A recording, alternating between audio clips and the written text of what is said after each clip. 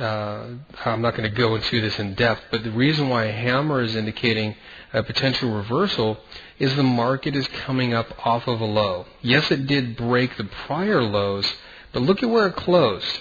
It not only closed above the low, it closed up. It closed above the prior close. So we have an up bar indicating that there's buying pressure down here. One more bar. Again, the market tries to push down. We can see that the lows are making lower lows, but the bars are unable to finish in the low end of the range. In fact, often what I'll put on my chart as a tool, it's simply this little green hash mark, and it shows me the midpoint for each bar.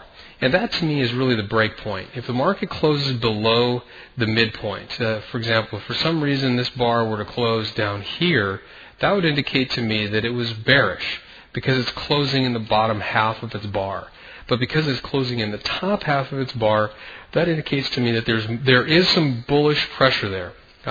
So look again, I'm not going to enter specifically using that tool, but I think it's a valid filter to determine whether or not a market is under buying or selling pressure. Okay, so at this point, you can see that the market is probing for a bottom. Okay, now let's go back over here, and you can see once again that it is right in the area. Now remember, at this stage of the game, we don't need to be precise. All we're looking for is an area, and even more specifically than that, the question is this an area where it's logical for the market to reverse? And we simply what we have to go by is the past trading activity. Have traders in the past reverse the market in this area? And I'd have to say yes, absolutely. Both up in this area here and also down in this area here. So as we continue on, we have another bar. So now we have a total of 1, 2, 3, 4 hours where the market has consolidated here. Now let's pause for a second and talk about actually trading. I mean, that's what we're talking about here. Up to this point, the analysis has been pretty vague. We're simply looking for a generalized area. Now, when you're trying to make a decision to trade, there are a couple of common ways to do that. One of them is based on pattern recognition. You can see there's really nothing going on here as far as patterns. I guess you could try and draw in a flag pattern like that, but that's, I think, reaching. This is just a low-level consolidation. You could also look for, what I call the tunnel pattern, but you see one up here, but there's really nothing going on for that pattern up in this area. One other way would be to simply take a Fibonacci ratio. Let's see. We've got the market.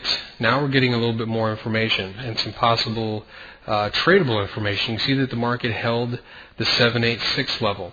This, in my opinion, is a make or break point when it comes to Fibonacci ratios. If the market breaks below 786, it's a pretty bearish move, and that's where I'll start looking for shorts. But we can see that it held it. In fact, it only got down there on one spike.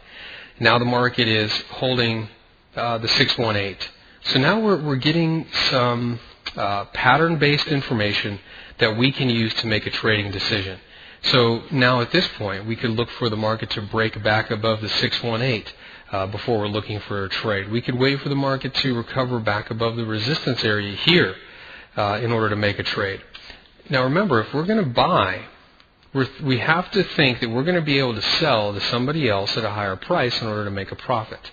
So we have to have some kind of logical reason to think that the market is going to trade higher.